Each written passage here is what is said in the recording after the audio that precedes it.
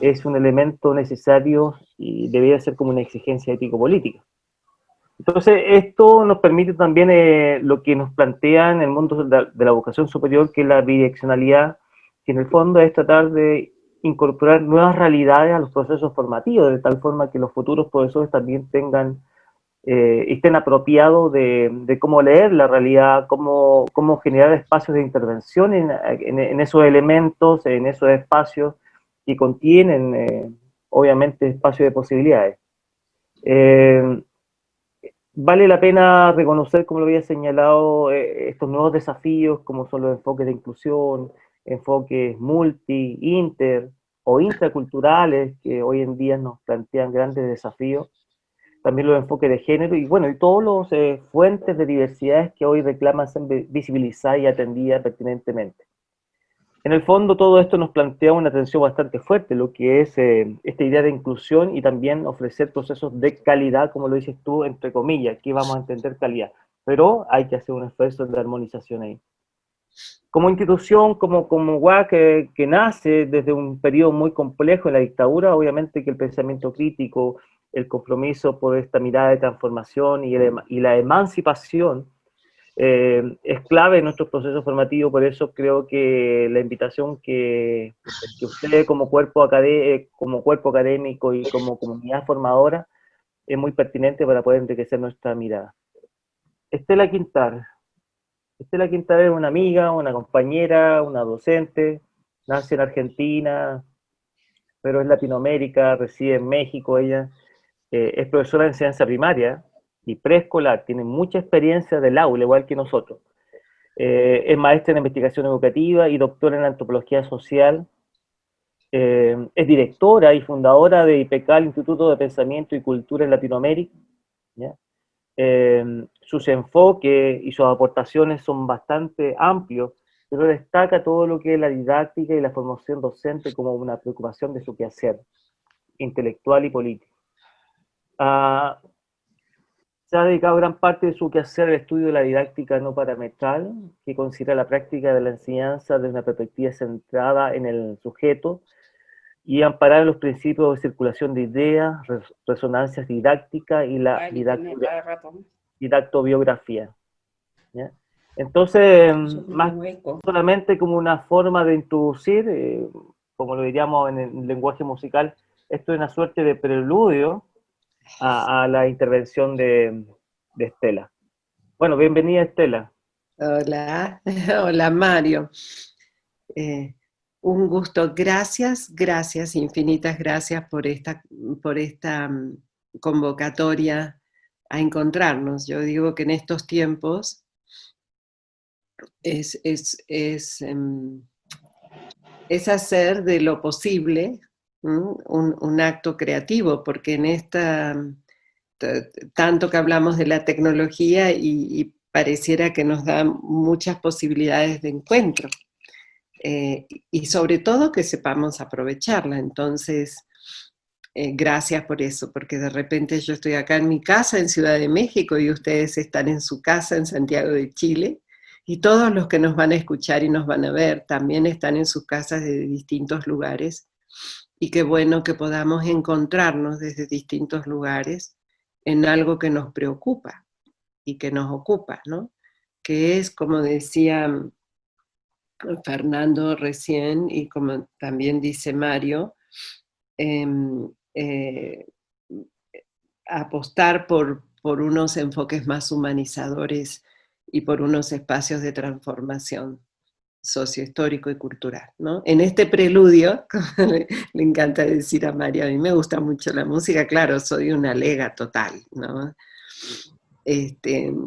Mario es un estudioso, pero en este preludio eh, eh, quiero reafirmar lo que como amorosamente me presentó Mario. Soy una maestra. Todo lo que hice, lo hice para ser mejor maestra. Vieron que ahora hay que estudiar tanto, hay que ser licenciado, hay que ser, dicen que muchas cosas, maestro, doctor y postdoctor y no sé cuántas cosas más. Bueno, yo fui haciendo algunas cosas por casualidad y otras por deseo e intención para ser mejor maestra. ¿Y por qué digo esto? Porque nosotros desde IPECAL, conjuntamente con Hugo Semelman, con Mario y con muchos otros compañeros, hacemos una apuesta por los procesos de formación de sujeto. Nosotros pensamos que nada va a cambiar en América Latina si no cambiamos las maneras de pensarnos, que no es lo mismo que las maneras de traficar información. Hay mucho erudito tonto, como decía Hugo, Hugo Semelman.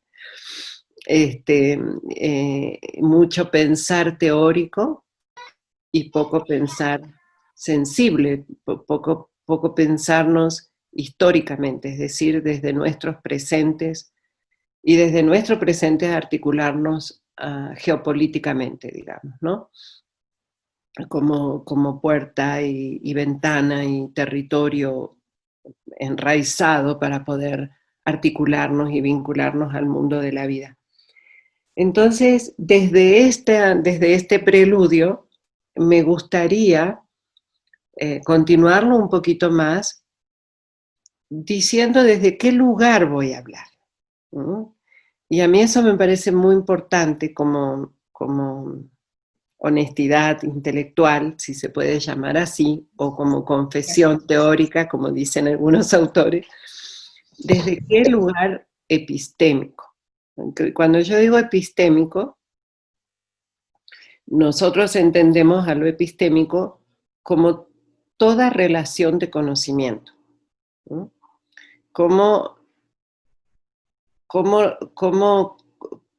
Porque bueno, depende desde qué postura, en términos de qué es el conocimiento, se va a entender lo que es lo epistémico. Lo voy a mostrar, no sé si es posible, y ustedes me dicen si es posible. Ay, no sé cómo se hace acá. Compartir pantalla. Me gustaría compartir un esquema. Como siempre, los esquemas pueden ser un dispositivo de acercamiento de algunos pensamientos un poquito abstractos. Pero a mí me parece importante saber desde dónde estamos hablando de crítica, porque hay mucha crítica que es teórica. Y es una crítica, cuando uno habla de una crítica teórica es como una contradicción. La crítica debería ser siempre histórica, ¿no? Es decir, una crítica, para empezar, es un sujeto que piensa críticamente, no que lee a los críticos. En la academia, después de las dictaduras, donde muchos en América Latina, sobre todo en el Cono Sur, yo, como escucharán, soy argentina de origen, pero hace 20 años que vivo acá en México y todavía sigo hablando como cantando tango, digo yo. Porque cada vez que me escuchan, ¿de qué lugar de Argentina sos? Entonces, me parece importante. Decía, entonces cuando regresan muchos exilados, empieza a haber una apertura en relación a información, en relación a nuevas apuestas, digamos. Se empieza a hablar mucho de crítica, ¿no? Pero también se empieza a hablar de pensadores críticos, y en educación pareciera que la única cosa crítica es Peter McLaren y Giroux, ¿no? Entonces empiezan a circular los textos, y a veces pensamos que por leer a pensadores que construyeron conocimiento crítico desde sus realidades, el estar informados de autores críticos nos vuelve críticos. Y eso es bastante distinto. No es lo mismo leer un autor crítico que pensar nosotros críticamente. Porque la crítica es una manera de pensar, no es una manera de ir a una biblioteca y elegir un autor. Por eso me parece importante compartirles a ustedes desde qué lugar, en términos epistémicos, me voy a colocar para hablar de la crítica y para hablar de crítica específicamente en los procesos de formación de docente como maestra que habla con otros maestros. Porque creo que, bueno, yo tuve la posibilidad de sistematizar las cuestiones epistémicas, es decir, de construcción de conocimiento y de didáctica, y a eso le dedico mi vida, pero eso es, digamos, una experiencia acumulada que seguramente nos va a encontrar, porque también entiendo que estoy hablando con maestros, ¿ok? Entonces, con diferentes experiencias acumuladas, pero con un mismo campo de conocimiento para compartir, ¿ok? Que es los procesos de formación de sujeto. Entonces, entendiendo que la crítica es una postura, me gustaría compartir con ustedes, espero poder, cuando digo posturas epistémicas, estoy hablando de dos grandes posturas, que tienen que ver con la manera en que miramos el mundo de la vida y nos ponemos en relación. Entonces, si podés bajarlo un poquito más, ahí está, eso. Entonces, gracias. Entonces, acá tenemos dos maneras, con imaginación, estos serían dos ojitos, ¿no? Este ojito, que es el de la izquierda, es el ojito donde nosotros nos hemos formado. Esta tradición de pensamiento que se traduce en formas metodológicas y en formas didácticas, tiene que ver con una tradición de pensamiento analítico. Y ese pensamiento analítico, que está abajo en la flechita, es propio de la modernidad. Lo voy a decir muy rápidamente. Estaría el positivismo, el neopositivismo, la escuela de Viena, el falsacionismo. Y bien a la izquierda, lo que vemos es que este ojito mira la realidad desde la externalidad. Por eso nosotros creemos que leyendo libros, ¿ok?, vamos a pensar diferente.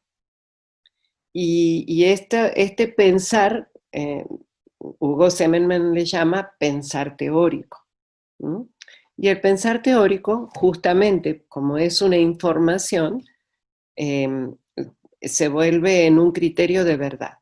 Un criterio de verdad categórica. Si lo dice Foucault, ¿no? Además es muy gracioso, porque después todos hablamos igual.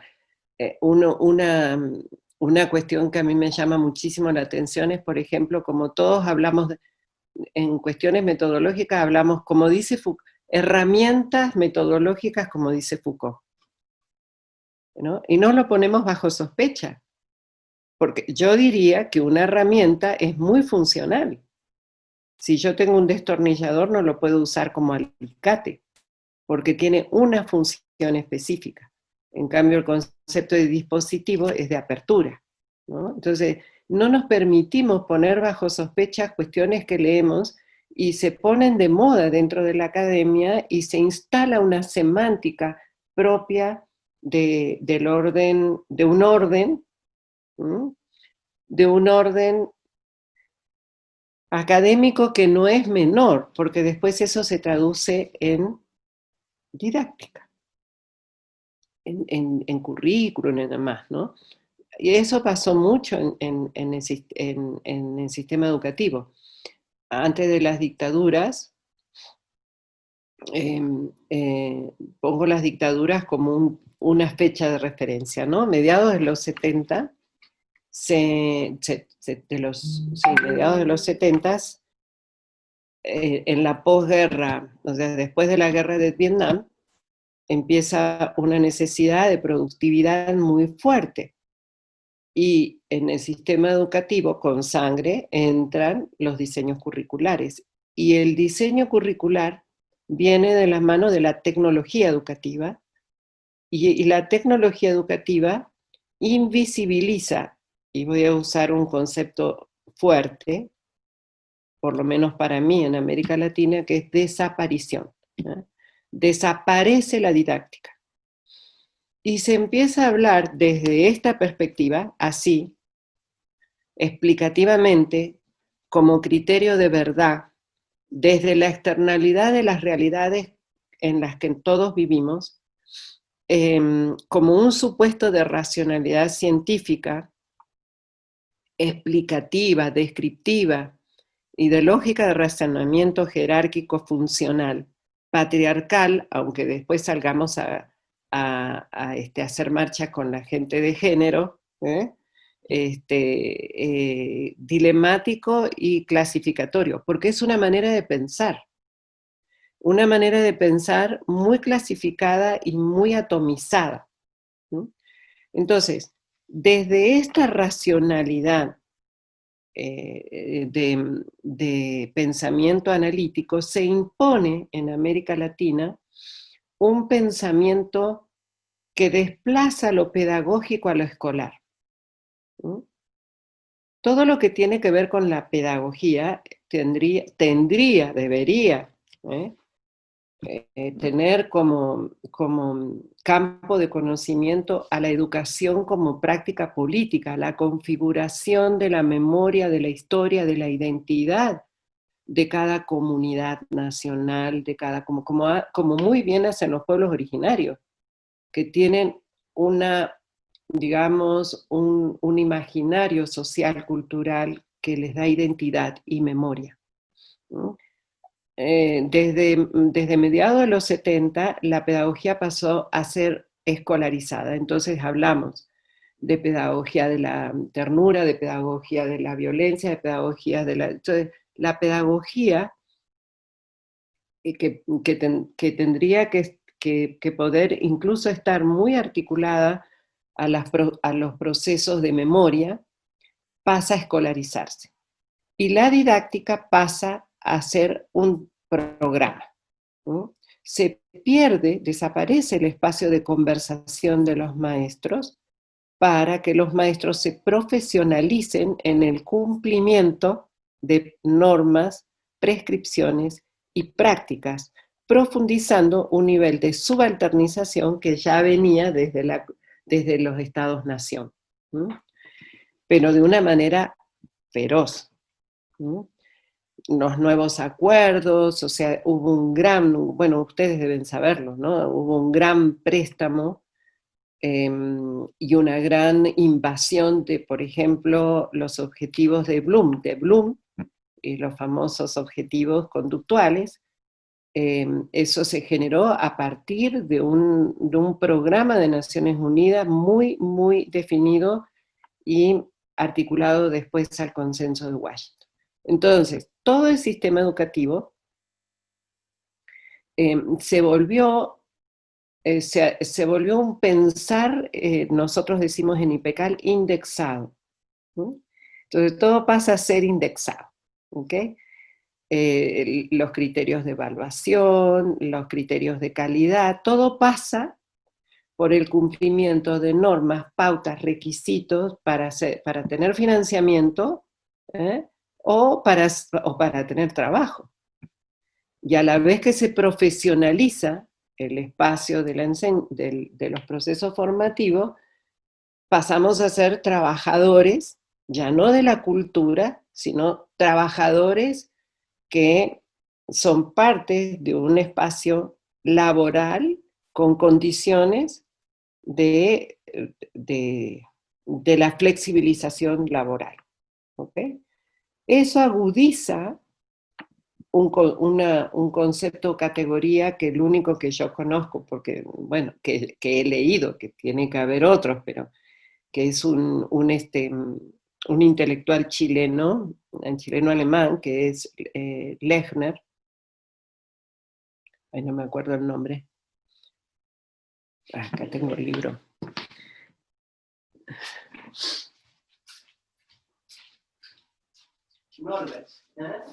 Norbert Lechner, que lleva, Norbert Lechner, un texto que tiene Las sombras del mañana, es uno de los pocos intelectuales en América Latina que hace de un de un concepto que deviene del campo emocional un dispositivo analítico, una categoría analítica como es el miedo.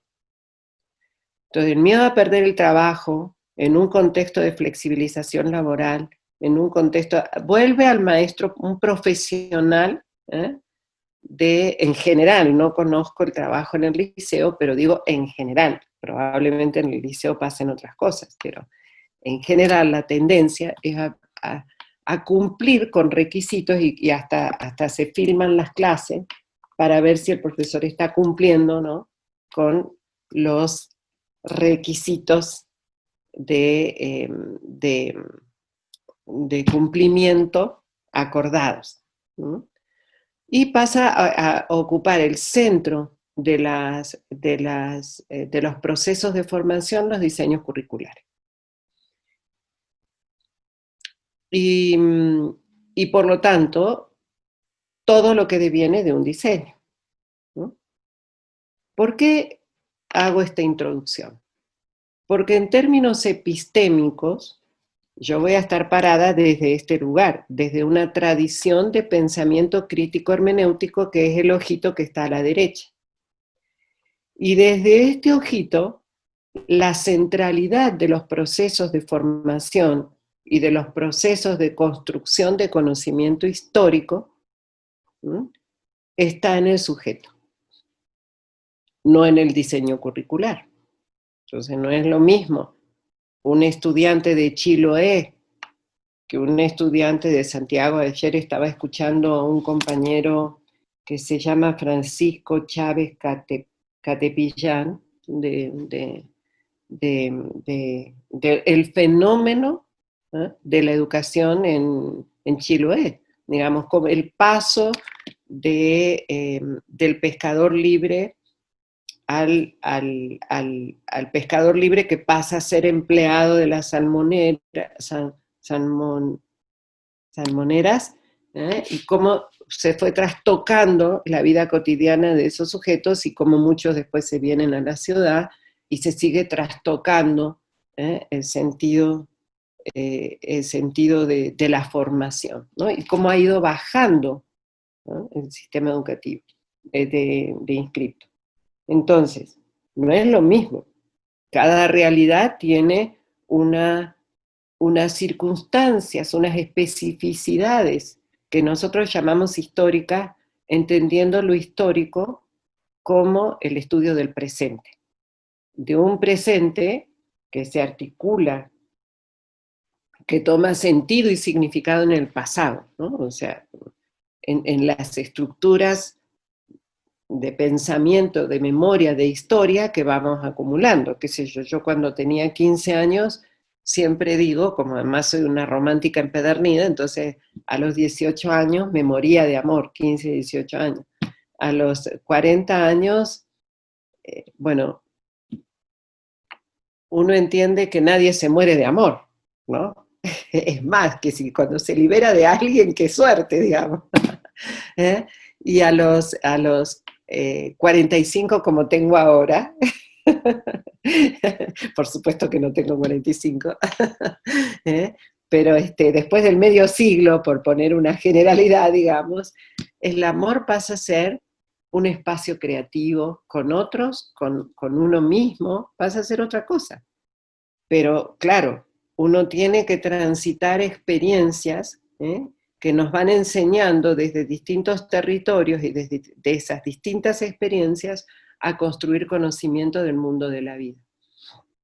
Entonces, cuando uno dice pensamiento crítico, primera cuestión fundamental, que en el sistema educativo se trabaja nada, muy poquito, es desde qué postura epistémica voy a asumir la crítica. Desde una crítica teórica, que estaría acá en el ángulo de mirada de la izquierda, o de una crítica histórica, que es de donde deviene la crítica. En la tradición de pensamiento crítico hermenéutico encontramos pensadores como Husserl y la fenomenología, donde la experiencia es fundante para cualquier construcción de conocimiento. ese fue la gran apuesta en un momento tremendamente complejo como fue en la época donde él planteó sus construcciones teóricos metodológicas, porque en ese momento estaba, digamos, la racionalidad científica muy, muy puesta, ¿no? Con el neopositivismo, la escuela de Viena, etc. El historicismo alemán con Dilthey, donde se plantea que la historia es desde el presente, ¿eh? El historicismo, el neomarxismo, la escuela de Frankfurt, todo lo que es lo que hablamos como crítico, ¿no? El psicoanálisis. Y por supuesto, en esta perspectiva está desde lo que yo hablo, que es desde la epistemología de la conciencia histórica o del presente potencial de Hugo Semmelmann. Gran aporte a América Latina desde Chile, ¿no? Como lo es también Varela, que habla muchísimo de esto. Hay unos documentales de la vida de Varela, donde él, al igual que Semmelmann, como también podría ser Maturana, dan vuelta a la lógica escolar y anclan en este pensamiento crítico hermenéutico. Entonces, por eso es tan importante para mí decir desde dónde voy a hablar. Voy a hablar desde este ángulo de mirada, un ángulo profundamente articulado a la realidad, donde el conocimiento no es información. El conocimiento, para que sea conocimiento, tiene que pasar por un proceso psicocognitivo de un sujeto concreto en una realidad concreta, en una experiencia concreta. Porque el sujeto es en su experiencia. La realidad, así como abstracción, no dice nada, pero si yo digo la realidad de la escuela, del liceo, ay, se me perdió el nombre. ¿Cómo se llama el liceo? El liceo de ustedes. Liceo Multigénero, doctora Eloísa Díaz Insunza. Ella misma. Eloísa Díaz. Eloísa Díaz. Multigénero, imagínense. Y el multigénero, y esto voy a decir algo políticamente incorrecto, es interesante observar cómo emerge la problemática de género en América Latina, casi al mismo tiempo, con la misma fuerza. Y hay que reconocer que fue parte de la agenda internacional. No es tan así. Claro, como el orden dominante siempre cabalga sobre los dolores de los sujetos concretos, se articuló muy fuertemente. Pero en este momento muchas de las cuestiones que se activan como movimientos y movimientos atomizados tienen que ver más con agendas internacionales que se fueron instalando como política pública incluso. Acá en México hay cuestiones como, por ejemplo, las cuotas de género, ¿no? De las famosas Adelitas, que fueron mujeres que aceptaron como parte de la cuota de género ser de un partido político del PRI acá y ganaron escaños y después que los ganaron renunciaron para dejárselos a los compañeros varones. Entonces, todo esto es parte de una lectura de realidad, no de asumir cuestiones de moda. Ni desde el pensar teórico, ni desde el pensar político. El pensar político no asume lo que se va imponiendo a través de los medios, sino que el pensar político es la manera en que reconozco a los sujetos concretos en realidades concretas y los espacios de posibilidades que esos sujetos tienen.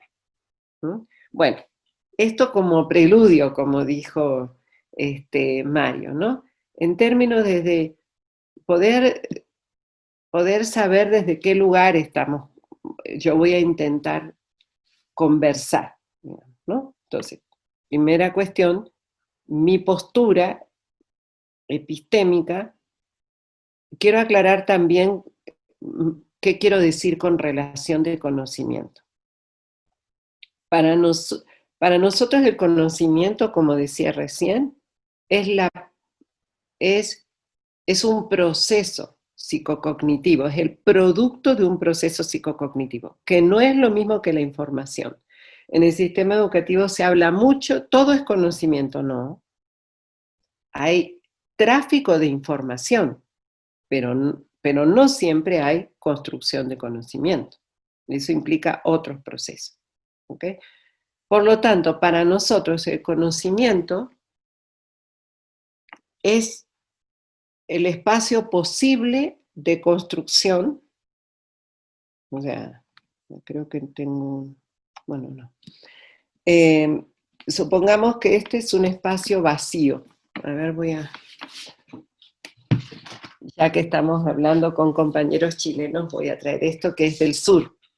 Sí saben qué es, ¿no? Bueno, esto es una fuente, pero es de un árbol, de los arrayanes, ¿no? Del sur de Argentina y del sur. Yo, cuando vivía en Argentina, vivía en Neuquén, y soy neuquina, entonces está muy cerca de Chile, ¿no? Y esto es de un lugar que se llama Villa La Angostura, que está casi ahí para cruzar para ir a Temuco, a Valdivia, ¿no? Entonces, este espacio vacío, ¿no?, es un espacio siempre posible de ser llenado. ¿Sí? Es siempre una convocatoria a ser reordenado, ¿no?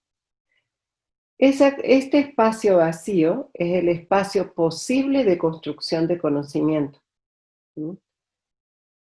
¿Cómo? Bueno, todos nosotros como sujetos nos configuramos en unas estructuras de pensamiento, en redes de sentido y de significado. Entonces, este sujeto, que se puede llamar Juan, ¿no?, y este otro sujeto que se puede llamar Juana, ¿sí?, y supongamos que acá hay otro sujeto que se puede llamar Pedro, ¿sí?, y supongamos que Pedro es quien tiene que enseñar. Entonces Pedro tiene el gran desafío de que Juana y Juan activen sus estructuras de sentidos y de significados para construir conocimiento de esta realidad que está al fondo. Entonces, ¿qué es lo que hace un enseñante desde una perspectiva crítica para nosotros? Y específicamente desde lo que llamamos didáctica no parametral o didáctica del sentido. El enseñante no es alguien que, como en el ojito izquierdo, transmite y explica cuerpos teóricos, información, ¿no?, sino que es alguien que provoca el deseo de saber. Todo lo contrario a lo que estoy haciendo yo ahora, ¿no? Pero bueno, en términos de, si nosotros estuviéramos trabajando en un espacio formativo, nosotros usamos un dispositivo metodológico que se llama círculo de reflexión, ¿eh? Y activamos la palabra de todos. Bueno, yo hubiera empezado preguntándoles, ¿y ustedes qué creen que es lo epistémico?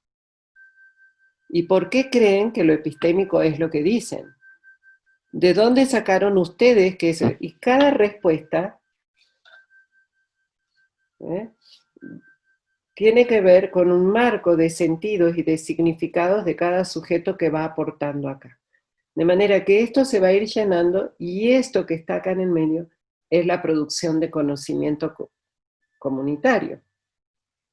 Pero si esto fuera subjetivo, es lo mismo. Es decir, ¿cómo significan este espacio los que están en este espacio y cómo se articula con lo que yo significo? De manera que para nosotros el conocimiento es una articulación compleja de sentidos y de significados historizados, en un momento, en un tiempo-espacio concreto, en una especificidad histórica. Ese espacio, eso que se construye, que no puede ser igual, pero que construimos conceptos y categorías compartidas, pero con sujetos en situaciones distintas, es lo que llamamos conocimiento histórico. Producción de conocimiento y conocimiento como conocimiento histórico. Entonces, el conocimiento, vuelvo a decir, para nosotros, desde una perspectiva crítico-hermenéutica, es la construcción compleja de sentidos y de significados de sujetos historizados. Por eso para nosotros se modifica el rol del enseñante. No es mejor maestro el que sabe más, sino el que provoca mejor el deseo de saber, el que tiene claro que está trabajando con sujetos de deseo de saber. Entonces, no sé cómo vamos hasta acá, me cuesta un poquito trabajar así sin preguntar, pero entonces me voy a detener y voy a preguntar porque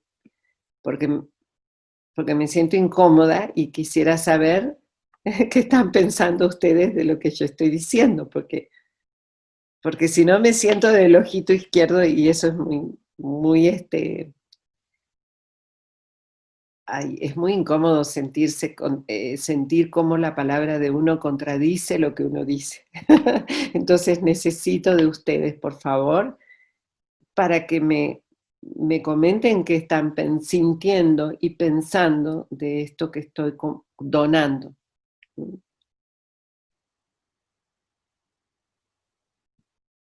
Lo que sea, pueden decir que, que no están de acuerdo, que es una locura, que es...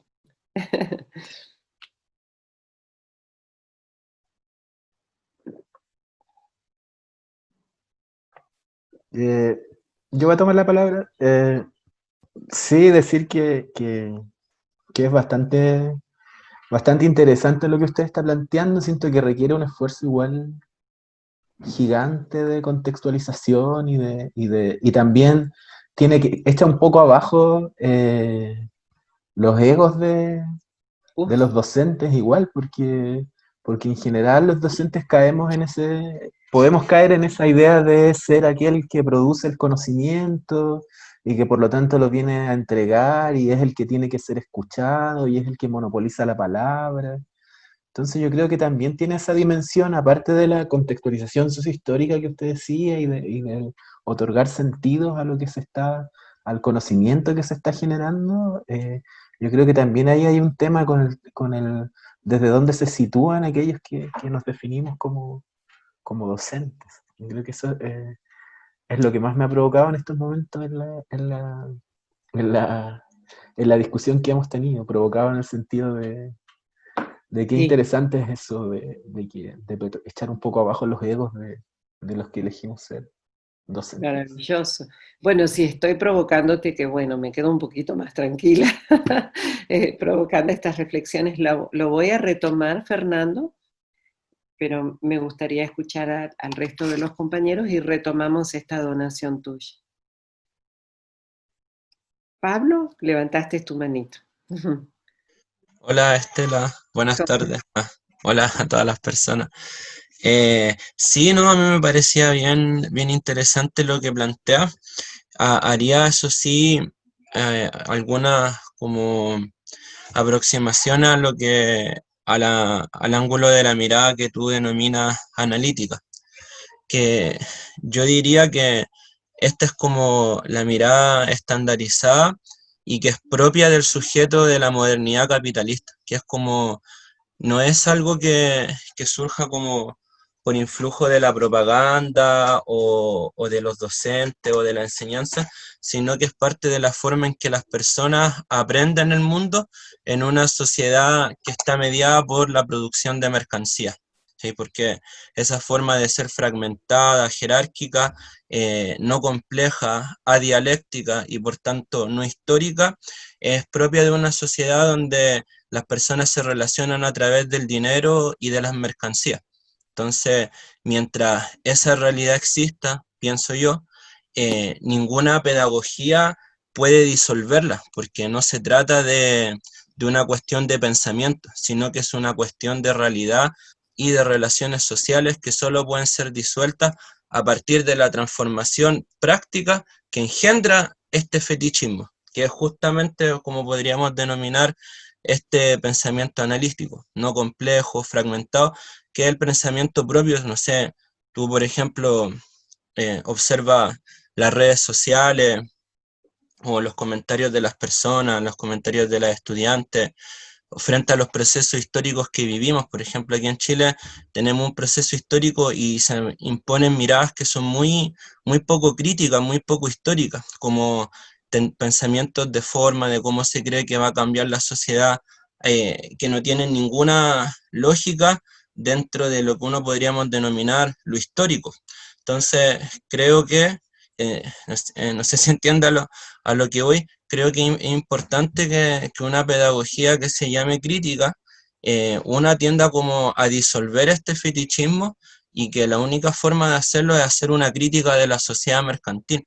Pero para hacer esta crítica tiene que comprenderla y por lo tanto tiene que hacer una crítica categórica del dinero, del capital, del Estado, de las clases sociales, que son la base de esta realidad. Como creo que mientras eso no se haga, es imposible hacer una pedagogía transformadora, porque si no se cae nuevamente en una impostura lógica, que este ángulo de la realidad que denominamos analítico aquí, que es la que es dada como natural por ejemplo, estas escuelas científicas como el neopositivismo, que hoy en día impera, por ejemplo, en la ciencia, que es tomada como natural, es una forma propia del fetichismo mercantil, pues que ve la realidad como externa. Y eso sucede porque los individuos no son los protagonistas de su historia, porque entonces vivimos en una sociedad donde nos relacionamos a través de mediaciones que no son transparentes, sino que son mercantiles. Y ahí creo que va lo que tú decías, Estela, del profesor como un sujeto mercantil, que se le impone esta racionalidad científica y que no tiene que ver, o sea, no sé si científica, sino más bien burguesa, para decirlo así como con todos sus términos, porque ciencia es búsqueda de la verdad, y como que aquí en la escuela se pierde la búsqueda de la verdad porque estamos sujetos a criterios económicos que nosotros no elegimos, porque se imponen como una realidad de facto, porque el profesor, la profesora ha de comer, ha de vivir, ha de pagar un suelo y por lo tanto tiene que realizar este trabajo de manera forzada, por más que se sienta realizado en este trabajo pedagógico. Y eso establece limitaciones que se han acentuado con el neoliberalismo, pero que no tienen su origen en él, sino que es una agudización de un fenómeno que ya venía. Eso. Muy bien, me encantó eso. Muchas gracias, Pablo. Y Patricia, ¿qué estás pensando? Que sonreís y haces esto que me encanta. Ay, no me gusta que hable, no me gusta que me obliguen a hablar, no, es que Ay, concuerdo. perdón, no quiero que te sientas No, no, sí, obligada. va a ser cortito, no, porque es que yo creo que sería redundar. Creo que, que Pablo en cierto modo igual sintetizó muchas cosas, aunque yo a lo mejor pienso un poco más positiva en el sentido de que igual nosotros podemos crear diferencias. Si nosotros somos diferentes, podemos crear diferencias, tal vez no a nivel macro, pero también una gota de agua tras otra gota de agua también hacen cambios. Eso. Muchas gracias.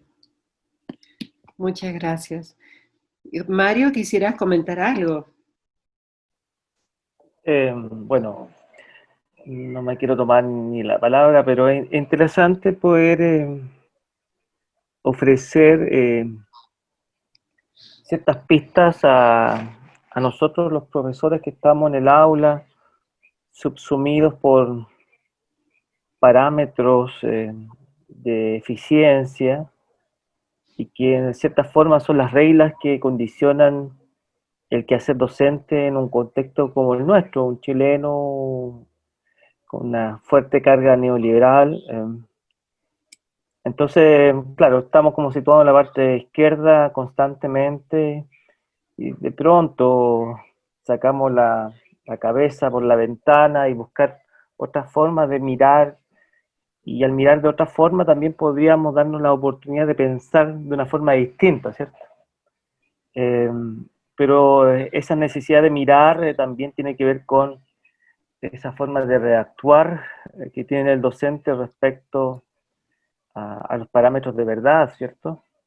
Creo que puede darnos la posibilidad de cuestionar, poner en tensión, no solamente aquello que llega por una suerte de normativa, sino que cuestionar nuestros propios parámetros de cómo miramos y por lo tanto cómo significamos la realidad. Es súper importante en términos de encontrar cierto espacio de libertad en el propio pensamiento, digámoslo, ¿cierto? Porque somos el resultado también de estos procesos de modelación que tienen que ver con las historias de nuestras propias narrativas de ida. Tal vez hay que buscar saber salir, saber jugar y, como dicen en la población, saber jugar con cachaña y, ¿cierto?, esquivar ciertas jugadas complejas y no sé, en el caso, las experiencias que yo conozco en el contexto maorí, tienen toda esta mirada de emancipación y han tenido que jugar con estos dos cuerpos de conocimiento y desde un ensayo y error para ver cómo yo me puedo mover en estas dos aguas, ¿cierto? Que tal vez es uno de los grandes desafíos. Eh, cómo yo puedo salir, un profesor que está mediado y en última instancia está sujeto a las reglas de cómo se resuelve el sistema de necesidades y va a tener que trabajar y son los parámetros de medición. Y entonces en esos contextos de realidad, seguramente muchos de los profesores que están escuchando acá, ¿cómo le hago yo en mi cotidianidad, ¿cierto? Eh, ¿Cómo yo resuelvo esta necesidad de tener conciencia y que la formación docente se transforma en cierta forma en un amanecer constante, y ese amanecer constante como una forma también de iluminar esta oscuridad que se muestra tan opaca? Eh, Me hace mucho sentido el poder esquematizar estas dos miradas que en el día a día se fusionan, ¿cierto? Entonces, esta capacidad de hacer esta distinción epistemológica de un pensamiento situado históricamente es necesario en nuestro país, ¿cierto? En términos de rescatarnos como docentes en un plano de nuestra propia subjetividad. ¿Cómo nos rescatamos como sujetos, como intelectuales, en nuestras múltiples facultades, ¿cierto? Y desde una mirada o desde una cierta vigilancia epistemológica y política de lo que nosotros estamos haciendo todos los días. Sin duda que este trabajo es complejo, siempre nos estamos pillando y tropezando en nuestras propias palabras, por lo tanto es un ejercicio constante. Eso es lo que yo podría decir hasta el momento, y también agradecer las intervenciones de los diferentes profesores que asumen día a día la labor docente. Gracias, Mario. No sé si hay algún otro compañero que quisiera comentar algo o escribir en el chat. Hay una compañera que se llama Grecia, Constanza, Nacho, Isadora, qué bonito nombre. Mi nombre es Cecilia, y igual quiero decir que estamos en un paso importante cuando nosotros estamos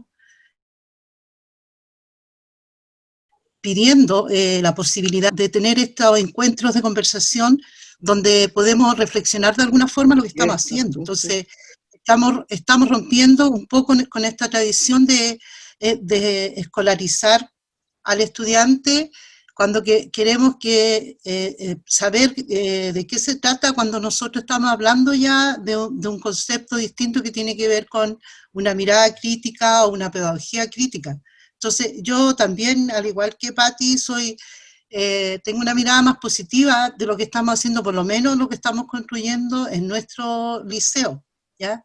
Porque estamos en un proyecto donde queremos nosotros tener una mirada de transformación en los sujetos que son nuestros estudiantes. No estamos solamente por seguir estas normas, estos criterios escolarizados que vienen desde una institución que tiene una lógica de razonamiento jerárquico, sino que al contrario, queremos romper con aquello. Es lento posiblemente, pero para allá vamos. Entonces, yo igual valoro esta instancia en ese sentido, porque de alguna forma estamos haciendo historia cuando estamos reunidos acá, no para hablar cosas técnicas, sino que para hablar de una mirada distinta de la educación. Así que igual creo que es posible de que podamos ir cambiando de alguna forma la mirada que puedan tener nuestros estudiantes y que van a ser adultos a posterior, cuando hablamos y decimos que en las aulas debiera hacerse una educación que tiene que ver con el pensamiento crítico o hacer una pedagogía crítica. En ese sentido, igual creo que esta instancia es súper valorable en ese sentido. Eso. Muy bien, no, muy bien. Muy bien.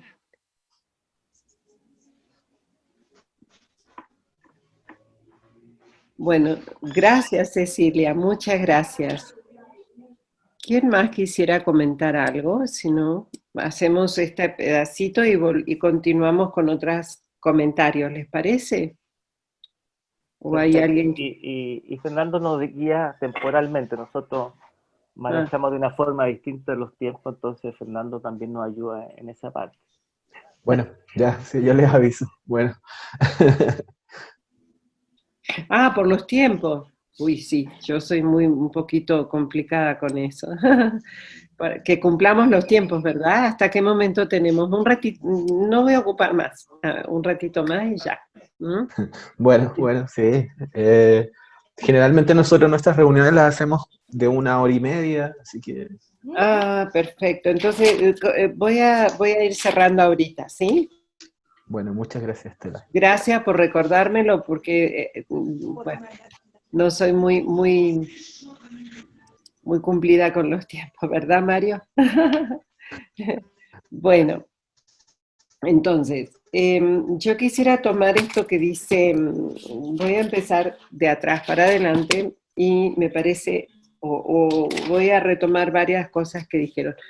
Creo que Fernando dio en una clave.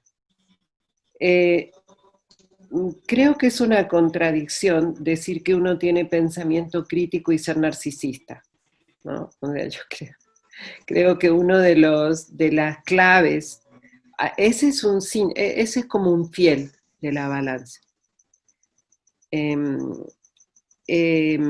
Digamos que nosotros manejamos algo que se llama matriz didáctica, ¿no? Que serían como las claves didácticas para poder observar cómo funciona un dispositivo, un espacio de formación de sujetos. Y la escucha es clave. Por lo general, los académicos o los maestros somos autistas. Nuestra escucha, digo por lo general, no digo que esto esté ocurriendo en el liceo, digo en general, yo lo digo como maestra también, ¿no? Y eso tiene que ver con una estructura necesaria, una estructura psicocognitiva necesaria, que es justamente un maestro que se mueve desde el supuesto saber. Cuando digo un maestro que se mueve desde el supuesto saber, es un maestro que no deja espacios vacíos, porque el saber lo tiene él, y tiene que transmitir lo que sabe. De manera que el narcisismo genera, el narcisismo que no escucha, que cree que escucha, que es otra cosa. El narcisismo es una de las exigencias de un proyecto capitalista totalitario, dicho en palabras de Pablo. Él no lo llamó así, pero él habla de una estructura, de orden dominante que genera una lógica analítica. Y esa lógica tuvo que ver con la colonialidad, digamos. Todos los que son autoridad, ¿eh? Desde el sacerdote, de los jesuitas, pasando por la instalación de... Lo primero que hace los estados-nación es instalar el sistema educativo. Y instalan el sistema educativo porque el sistema educativo no está hecho para liberar a nadie, sino para generar la presencia de esta lógica moderna, digamos, ¿no? En términos de fetiche, como dice Pablo, ¿no? Pero,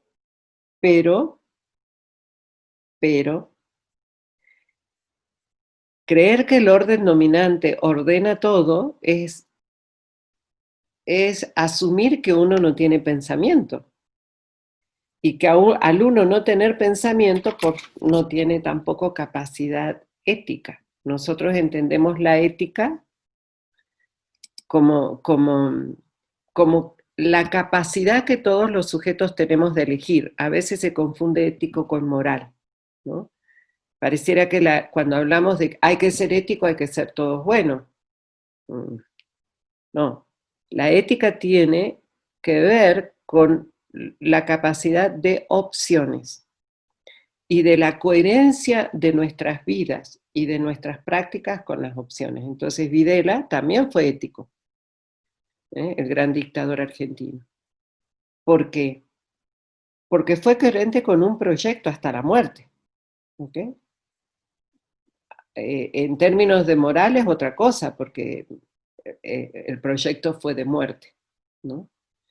Lo que estoy tratando de decir es que nosotros tenemos la opción, la capacidad de elegir, y tener la capacidad de elegir, como todos los que pensaron, como Husserl, como Semmelmann, ¿no? Como Semmelmann en un país como Chile, con la estructura de la cual ahora se está tratando de salir, ¿verdad? Bueno, Walter Benjamin, todos los que son de la Escuela de Frankfurt, o sea, nadie dijo que ser crítico era un lugar de moda y un lugar sencillo. La crítica, como bien dice el multicitado Giroud, es una arena de lucha. Sí, porque todo el mundo habla de Giroud para ser crítico, y no. La crítica pasa por una capacidad de opción, o sea, por eso es ética, y esa capacidad de opción que esté articulada a otra lógica de razonamiento, que es la lógica de la centralidad del sujeto y la lógica de lectura de realidad y de lectura del presente, como dice autores como Semmelmann, ¿no? Entonces, nosotros, todos los que estamos acá, somos sujetos mercantiles y burgueses, ¿no? Como dice Pablo. El problema no está en eso, el problema está en qué tanto nos damos cuenta que somos eso. Porque decir que uno es pensador crítico, o que es semmelmaniano, o que es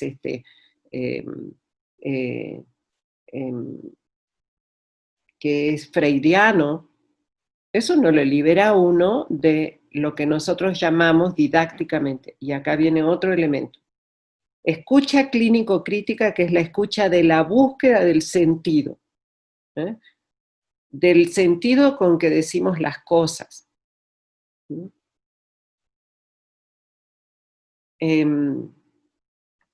Una escucha generosa, una escucha que esté cóncava, no convexa. Una escucha convexa no da espacio, no resuena con la voz del otro. La escucha cóncava se detiene en la voz del otro. ¿Qué está pensando el otro de lo que está viviendo? ¿Okay? Y eso se puede hacer en un marco tan dramático como la dictadura. Nosotros generamos esta propuesta en plena dictadura de didáctica no parametral, donde venían a controlarnos cómo dábamos los discursos de las fiestas patrias con niños de 3 años. Entonces, no es tan, digamos, el multicitado Víctor Frank, que escribe en el medio de Auschwitz, ¿no? Gramsci, que escribe en la cárcel. O sea, siempre hay condiciones de posibilidad, siempre. Y eso es lo que dice Freire también. El poder no es el poder, porque después de Foucault y una mala interpretación de Foucault, todo el mundo entiende, todo el mundo, se empezó a comprender el poder como solo la dominación. Y el poder no es solo dominación, el poder tiene que ver también con el poder hacer espacios de posibilidad. Está más vinculada, es más Spinoza en todo caso. De hacer posible, de romper lo que dijo Margaret Thatcher, no es posible hacer otra cosa. Claro que es posible hacer otra cosa. Si no, no estaríamos como dijeron ustedes. Nosotros podemos crear diferencia, pero ese no es un trabajo individual. ¿Quién dijo? Creo que fue Patricia, ¿no? Y creo que si algo nos dejó de enseñanza las dictaduras o la época de los 60 y mediados de los 70 es, como decía George Simmel, la recuperación de lo micrológico. Un liceo como el de ustedes, con un proyecto como trajeron ustedes, porque es posible cuando hay proyecto, como el orden dominante tiene su proyecto, ¿sí? Pero nosotros también podemos generar proyectos en el marco del orden dominante, es lo que Castoriadis dice, la posibilidad de ser autónomo en lo heterónomo. Entonces, ¿por qué digo esto? Porque los maestros somos los mejores dispositivos del orden dominante. Porque lo primero que hace, cuando Bush llegó a Irán, lo primero que hizo fue quemar los libros. Y es lo que hacen todos los dominadores. Porque nosotros tenemos la posibilidad de trabajar con sujetos y sus subjetividades. Es decir, de cómo un sujeto sea capaz de significar el mundo de la vida, depende en gran medida de los procesos de formación. Lo voy a poner con un ejemplo. Hace poco me decía una compañera con la que estábamos trabajando en Colombia, que ella estaba dando clase como maestra de básica, algo acerca de la tierra, de cómo trabajar la tierra y demás. Y un niño, Juan, muy díscolo, muy inquieto, de repente se volvió quieto y tranquilo. Y cuando la maestra terminó de hablar, le dice Juan, ahora entiendo por qué mi abuelito siempre extraña su tierra, porque mi abuelito tuvo que salir desplazado de su tierra. Así me cuenta mi mamá y mi papá, que también se tuvieron que desplazar y por eso vivimos como vivimos en Bogotá. Cuando el chico comenta eso, la maestra muy generosamente comenta que ella no supo qué hacer frente a esa respuesta. Porque los maestros estamos programados para trabajar de determinados modos. Porque ¿qué hubiera sido más sencillo? Escucharlo y preguntarle al resto, ¿quién más ha sido desplazado de sus tierras? ¿Qué siente el abuelo? ¿Qué siente? O sea, que activar a los sujetos en un espacio de formación es sencillo si uno aprende a escuchar a los sujetos.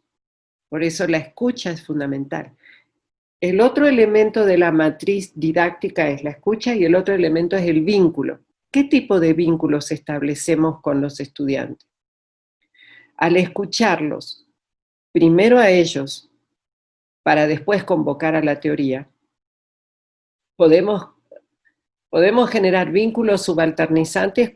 Un maestro de supuesto saber genera vínculo subalternizante. Busca que el estudiante lo admire. Un maestro que provoca el deseo de saber es el que menos sabe, porque es el que más va a preguntar. ¿Qué va a preguntar? ¿Qué representaciones, qué creencias, qué significaciones tienen los estudiantes de un hecho de la realidad? De una realidad que se articula con otras realidades. Pero además va a provocar el deseo de saber. Un maestro narcisista es de supuesto saber.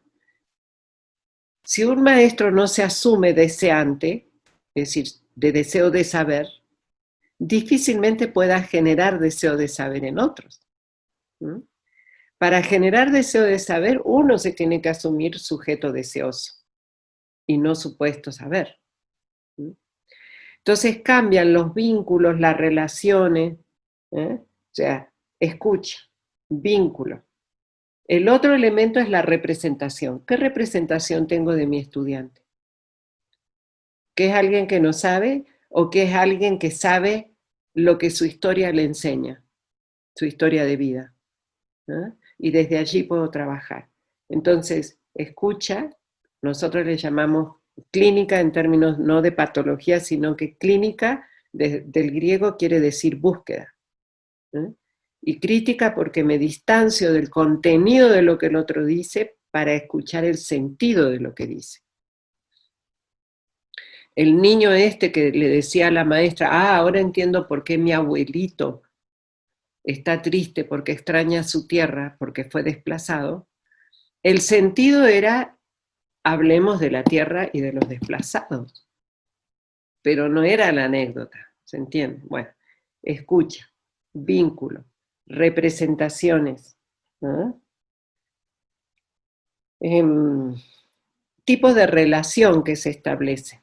Si es una relación de conocimiento o es una relación explicativa.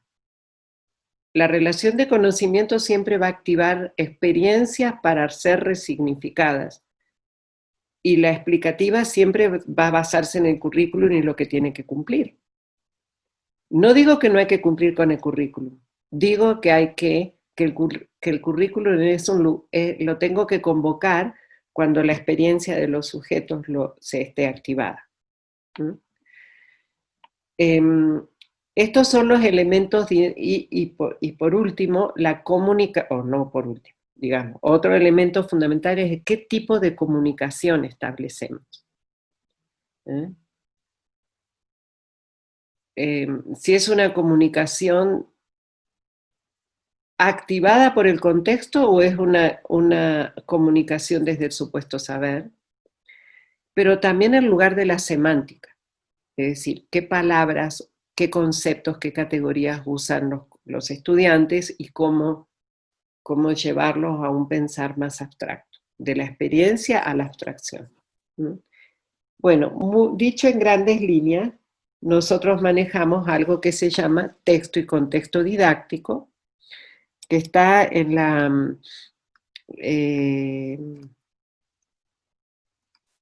con esto ya voy a cerrar. Ay, no conté. 1, 2, 3, 4, 5, 6, 7, 9. En la diapositiva 10, no sé quién está manejando el PowerPoint. En la diapositiva 10, más o menos. La número 10.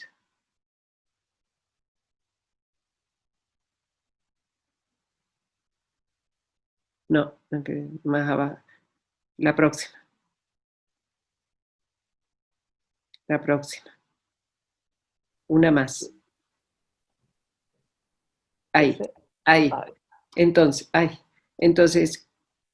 esto que estoy diciendo, vínculos, escucha, relaciones, la metalectura de los procesos, es decir, cómo se significa el proceso por parte del propio estudiante, las representaciones, la experiencia y el sentido que tiene la experiencia, y la comunicación y la semántica son lo dinámico.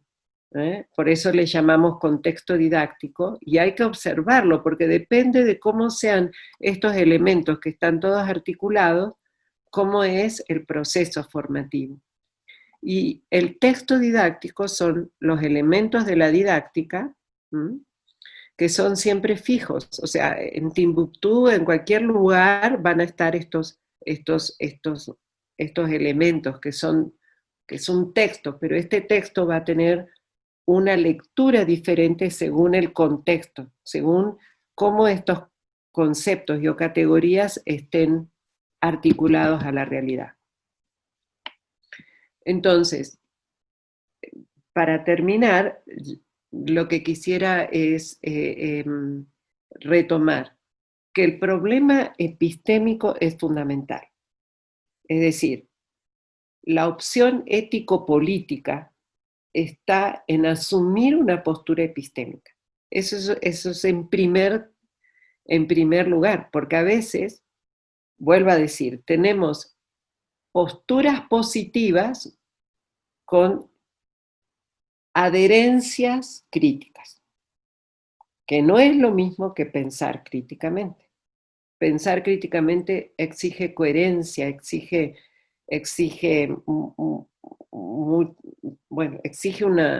un compromiso ético-político con la relación sujeto-subjetividad y la producción de conocimiento histórico, es decir, conocimiento situado con especificidad histórica, atendiendo a que los vínculos, la escucha, las relaciones tengan presencia, pero tengan presencia en vínculos cargados de compasión, de afectividad, de campo emocional. Que la escucha sea siempre una escucha cóncava, de disposición, de escucha para construir conocimiento con el otro, de relaciones que sean respetuosas del contexto, no de negación del sujeto, sino de por qué el sujeto está donde está, sobre todo en espacios intergeneracionales, interculturales, intertodos, porque ahora está de moda, pero los espacios de formación siempre fueron interculturales, intergeneracionales, intertodos, porque es el espacio de humanidad donde estamos todos relacionados, y relacionados desde lo que somos. Lo que pasa es que ahora se le ponen unos nombres, como la violencia se llama ahora bullying, ¿no? Entonces, digamos que la diferencia es el sentido de un espacio de formación. Lo puede haber hasta en la familia. Yo tengo 3 hermanos más, somos 4, y cuando nos juntamos parece que somos todos de distintas familias, porque el marco de significación es distinto y particular. ¿Qué representaciones, qué experiencias tenemos en cuenta? Porque nosotros podemos elegir tener un pensamiento crítico, y desde lo micrológico, como hace la escuela de ustedes, se pueden transformar mundos de vida, ¿no? No le vamos a cambiar la realidad a los sujetos, pero sí podemos instrumentarlos para que vivan de distintas maneras en las realidades que les toca vivir. Y por supuesto, cuestiones más complejas como tienen que ver con el pensar categorial, que ojalá nos encontremos en alguna otra oportunidad para conversar eso, porque acá se cambia la manera de pensar. No es lo mismo pensar en términos explicativos de racionalidad científica que de lógica sensible. No sienten lo mismo. Yo tengo 2 nietos. Uno de mis nietos vive en la montaña, y cada vez que me mandan fotos o cosas, está con un bichito, está con una hojita, está escuchando el río, está escuchando. Si hay algo que el capitalismo totalitario se apropió, es de nuestros signos. Nosotros somos una especie de animales mamíferos que para sobrevivir tienen que usar sus sentidos, y lo que hace el capitalismo totalitario es taponar los sentidos para volvernos instrumentos, como decía Pablo. Pero la porosidad epistémica la podemos reconstruir. Mi otra nieta es citadina, y entonces siempre está rodeada de ruidos de ciudad. La sensibilidad la podemos resignificar, reeducar, y por eso el capitalismo lo primero que hace es sacar a la gente del campo y ponerla en las ciudades, y así se va domeñando el sentir. Entonces uno siente que que es la última chupada de mate porque se compró unas Nike, qué sé yo. Y el sentir pasa por otro lugar, sentir el dolor, la tierra, el territorio. Bueno, creo que me extendí demasiado, pero espero haber aportado al proyecto, porque ese es mi único deseo, poder aportar a una experiencia maravillosa que están ustedes haciendo. Entonces vuelvo a decir, yo no estoy generalizando, estoy hablando de unas tendencias que seguramente no se dan en su escuela porque tienen un proyecto, pero lo que sí quería decir, ojo con la crítica, porque ahora aparece mucha la crítica, todos queremos ser críticos, pero qué compromisos conlleva el pensar críticamente, además de adherir a los críticos. Creo que si hay alguien, por supuesto, además de Hugo Semelman en términos epistémicos, que tampoco se trata de leerlo como teoría, sino como apuesta epistémica, pero los videos que tiene Varela, por ejemplo, donde él da elementos fundamentales para el sujeto de la experiencia y cómo desde la experiencia se construye conocimiento, son hermosos. Hay un texto de él que se llama De cuerpo presente también, que es maravilloso. Los textos de Norbert Elias, donde el miedo, el campo emocional pasa a ser categoría analítica para que lo consideremos dentro, porque acá se habla de las emociones, pero como todo se vuelve, hay cursos de valores, cursos de emociones, todo está atomizado. Eso no es un pensar crítico. El pensar crítico es rearticular en un sujeto de la historia que es el sujeto de la experiencia. Bueno, hice todo lo contrario a lo que digo que hay que hacer, pero es que entiendo que este no era el espacio de un círculo de reflexión, pero espero también que en algún momento dejar de operar como supuesto saber para abrir el espacio de los sujetos de deseo, sujetos deseantes por un proyecto liberador como el que ustedes están trabajando. Gracias por la escucha. Y gracias por la acogida y gracias por la invitación. Hola, hola. También estoy acá con los niños y el quehacer de la nueva masculinidad. Por mi parte, Estela, bueno, hay muchas cosas que se han puesto en la mesa. Tal vez lo primero que se nos viene a la cabeza es cómo yo lo llevo a mi disciplina. Yo me recuerdo la otra vez cuando hicimos algo en la USACH con profesores de educación física, y los profesores de educación física, estas cosas les es complejo, ¿cierto? Sin embargo, creo que es importante tener esta conciencia en términos de cuál es el lugar epistemológico donde enunciamos nuestras preguntas, nuestras miradas, y cómo salimos al paso a asomarnos a algo nuevo. Es como sacarle la cabeza, ¿cierto? Es como aguaitar, ¿cierto? Asomarse, pero también asumirse en esa condición de explorador y en la aventura pedagógica por descubrir algo nuevo. La visión de utopía es clave en esto, ¿cierto? Es lo que va a guiar los ritmos y los espacios de transformación. ¿Cuáles son los valores que hay que salir a historizar? El valor de la inclusión, la de igualdad, perdónenme, pero ya nos acostumbramos igual que ustedes, yo también tengo hijos chicos y me nos pasa a todos, ¿cierto? Y claro, la idea del círculo de reflexión permite la circulación de la palabra, y por la disposición del Zoom uno podría estar traicionando un poco lo que uno está diciendo, ¿cierto? Sin embargo, no lo veo así. Yo creo que es muy interesante este emplazamiento, esta necesidad también de mirarnos críticamente, esta situación de espejearnos para poder trascender nuestros propios parámetros de significación donde se oculta realmente el poder. Implica deconstruirnos y salir a perdernos y encontrarnos en un lugar nuevo, ¿cierto? Ese camino es personal, es una postura y una opción personal. El arte siempre ha sido eso, ¿cierto? Ha sido siempre salir a jugar y buscar y hacer una apropiación creativa de la memoria para poder iluminar la oscuridad a menudo del presente. Por mi parte, yo agradezco la invitación y que Estela nos haya acompañado y seguir generando otros núcleos de reflexión, no sé, en torno a la multiculturalidad. Esto es un punto seguido, no es un punto aparte, por lo tanto, creo que la tarea sigue y qué bien que sea así. Y muchas gracias, Amanda.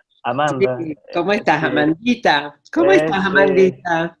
estuvimos en México juntos ahí con... Mm. Bueno, y invitarlo también a descubrir la magia y la potencia de Hugo Semmelmann, ¿ya? Y toda la epistemología del presente potencial.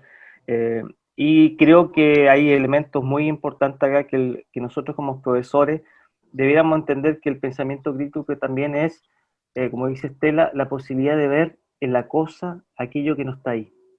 Es una imaginación radical, es ver posibilidades en ese aula, en ese niño, es un despertar constante, ¿cierto? Y por eso es la idea de la metáfora del amanecer.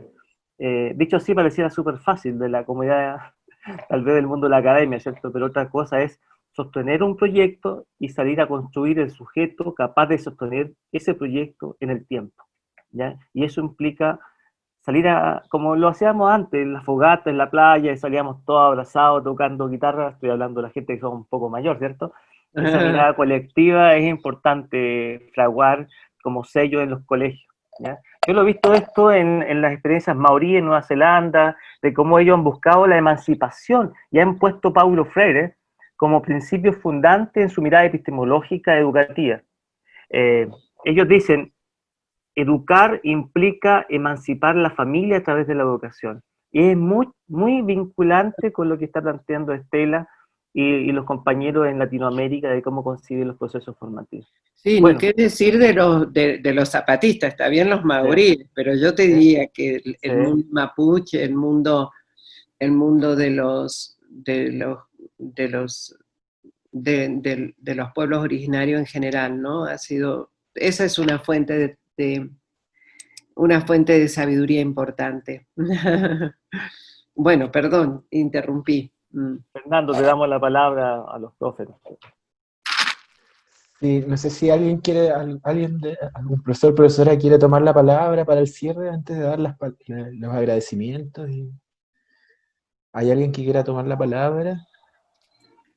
Hay muchos que están escribiendo en el chat, ¿cierto? Sí, Los ahí estoy agradecimientos leyendo.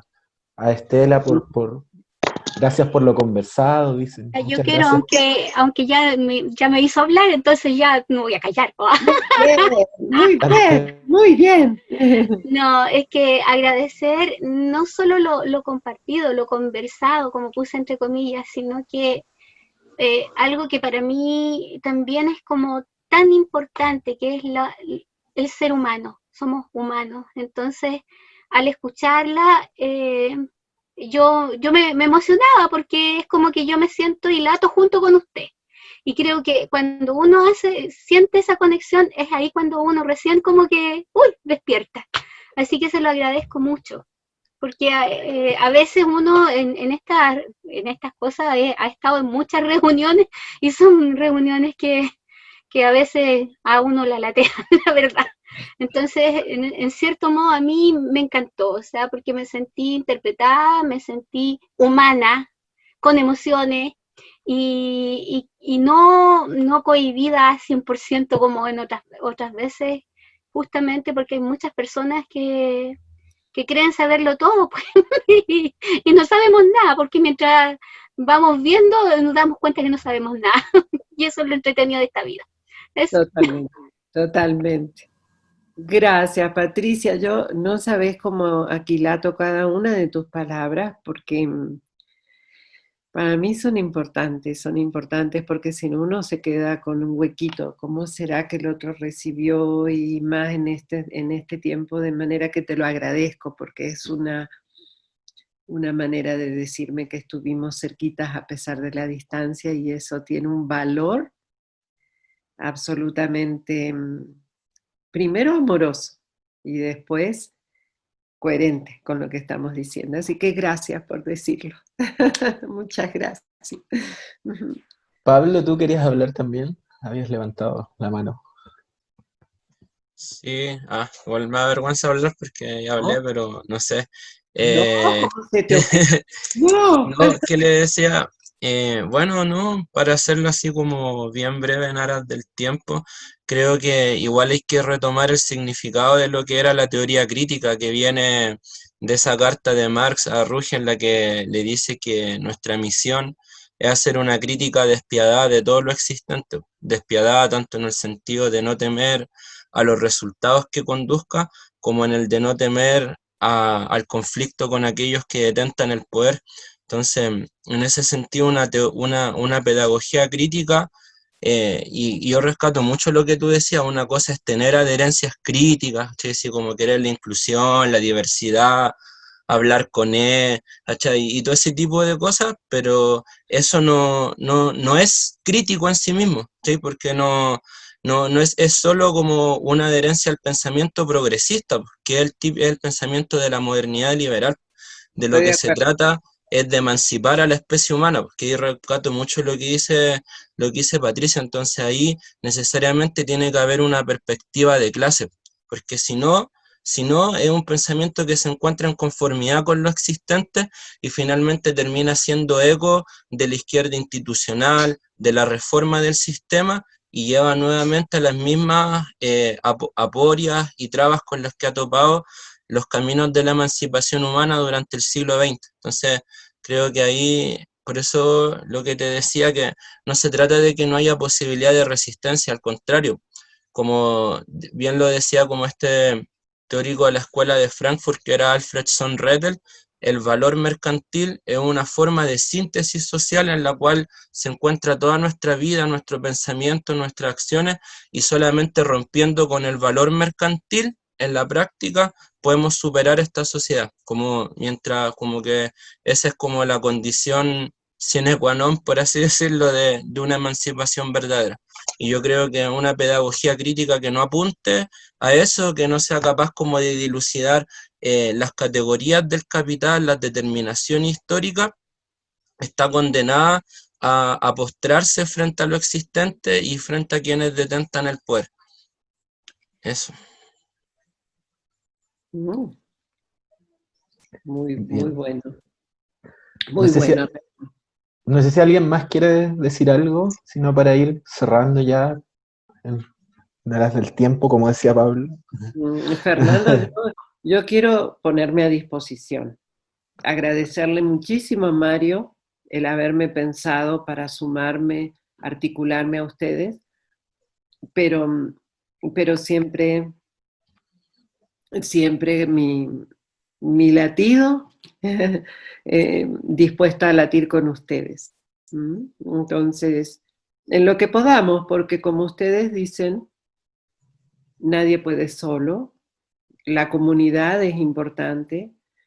Lo que dice Patricia, la armonía tomando esta disposición de Mario a la música, nos enseñaron en esta cosa finalista a llegar siempre al equilibrio.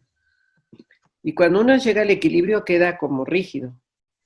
El desafío es vivir en armonía, es decir, en el desequilibrio y equilibrio constante, un desequilibrio que convoque al equilibrio y en ese movimiento de fluidez y de armonía ir encontrándonos. Por eso, como dice Patricia, nunca sabemos lo suficiente. La sabiduría está en entender que la utopía es presente, no solo como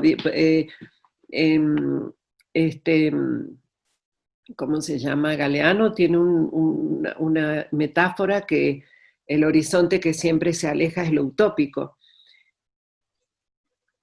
siempre y cuando esa utopía esté en el presente. No es de lejanía, es de presente histórico para ir en horizontes de futuro.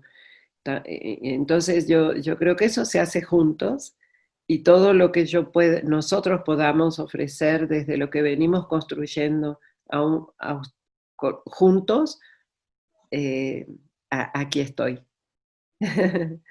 Y gracias Mario por sumarme, ¿no? No, Bien. nosotros también te agradecemos, Estela y Fernando, quedamos a disposición como institución, no solamente como carrera, de poder generar estos vínculos Y siempre es bueno esta disposición, ¿cierto?, emocional hacia la escucha, porque es la clave para que el otro, como dice Maturana, el otro y el legítimo otro, el otro emerge en la medida que uno tenga una disposición emocional hacia la escucha, y creo que es fundamental, no solamente desde una perspectiva crítica, sino que también desde una mirada intercultural o multicultural. Y la clave acá es saber leer el presente, porque es ahí donde está la materia prima de todo pensamiento crítico situado históricamente, ¿cierto? Y yo los aplaudo a los profesores que han tenido una pega muy fuerte este año, han tenido que asumir unas tareas, y son momentos de inflexiones históricas, y por lo tanto hay que darle para adelante. Si uno es potencia y está hambriento de saber, es como dice Varela cuando se estaba muriendo, ¿cierto? La muerte puede ser un gran monstruo o es un gran espejo que muestre la riqueza del camino recorrido. Entonces estamos en esa postura que hay que salir a contarse qué historia queremos construir y de qué memoria me estoy apropiando, y por lo tanto desde qué visión utópica yo quiero ser protagonista. Y el proyecto de ustedes es un proyecto importante en el ámbito no solamente nacional, sino que en el ámbito latinoamericano. Felicitaciones.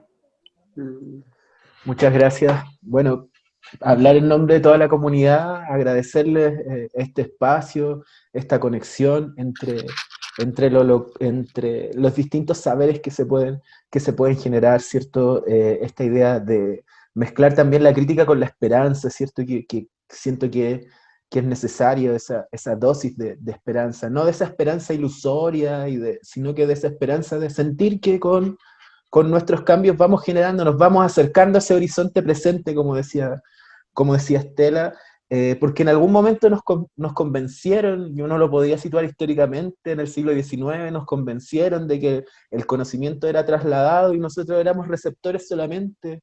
O sea, si uno, para no citar al autor multicitado, como decía Estela, si uno piensa en la epistemología del sujeto, que en algún momento el conocimiento significaba transformación, un camino que involucraba todo nuestro ser.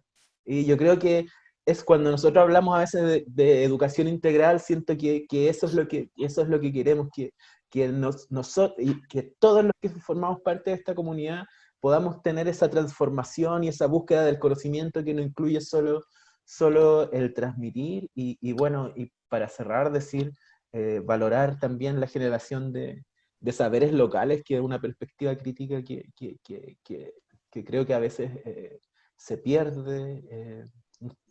Estela mencionaba al final los zapatistas, los mapuches, porque cuando hablamos de espiritualidad no tenemos que pensar solo en la espiritualidad tradicional, tenemos que ampliarla para que esta sea integral. Agradecer también a los y las profesores que estuvieron aquí con esta escucha atenta. Es un día viernes en la tarde, se está terminando la semana, se acerca el descanso, así que muchas gracias a ustedes también por la disposición, y así como las felicitaciones y los agradecimientos para Estela y para Mario, también para ustedes por la disposición, por la participación. Así que eso, muchas gracias, nos vemos pronto, que estén muy bien. Adiós a todos, todas.